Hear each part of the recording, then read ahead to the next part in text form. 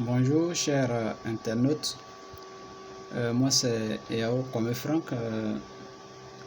Je fais cette vidéo pour éclairer un tant soit peu nos parents sur un certain nombre de comportements aujourd'hui qui sont pleinement responsables de différentes maladies qui minent la société. Voilà, nous allons aller des comportements les plus simples mais dangereux qui sont aussi à la base de différentes maladies que nous contractons jusqu'aux comportements qui sont décriés par le monde médical. Donc on va aller tout simplement sur un simple fait. Ce fait est qu'aujourd'hui, ça va vous sembler un peu utopique, un peu banal, un peu même vulgaire, mais il y a certaines personnes, beaucoup de personnes, d'ailleurs la majorité de la population, des différentes populations que nous pouvons observer un peu partout, en Côte d'Ivoire, en Afrique, voilà. Les gens ne savent pas chier. Voilà. Quand on ne sait pas chier, on peut créer des problèmes un peu. On peut développer des maladies simplement parce qu'on ne sait pas chier. Donc vous comprenez combien de fois nous avons pour devoir d'être vigilants sur nos différentes conduites. Lorsque vous allez au WC, surtout pour ceux qui sont en permanence constipés, il n'est vraiment pas conseillé, pendant que vous êtes assis sur le lavabo, il n'est pas conseillé d'effectuer les mêmes actions en même temps. Ça veut dire exercer une pression pour faire sortir la matière fécale et en même temps uriner.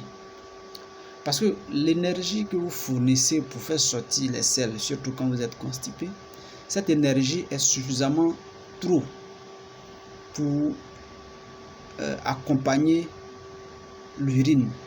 Ça veut dire quoi? Vous êtes en train de vous concentrer pour faire sortir la matière fécale qui a formé même des cristaux. Et c'est en même temps que vous libérez l'urine.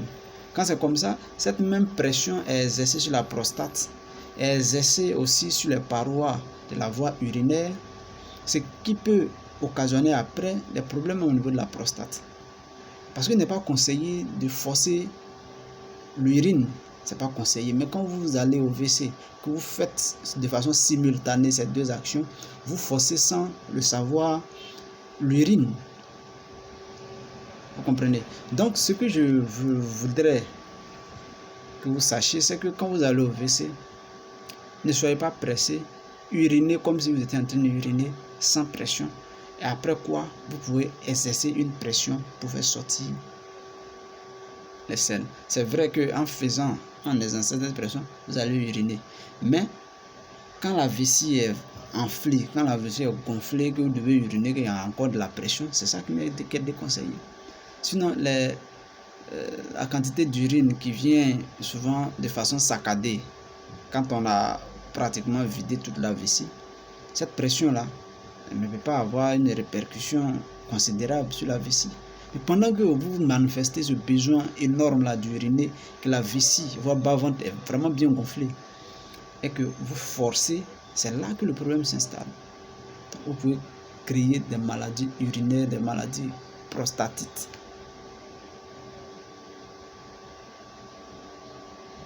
Voilà, donc c'est un peu le conseil d'entrée, parce qu'on va faire le cours sur beaucoup de choses. On a travaillé sur l'anatomie digestive, l'anatomie respiratoire, travailler sur les radicaux libres, travailler sur comment faire pour essayer d'optimiser son existence sur Terre, quels sont les secrets biologiques qui jusque-là ne sont pas révélés au grand public, qui peuvent être des instructions salvatrices pour chaque personne ici, pour toutes les personnes qui ne sont pas averties dans le secteur médical.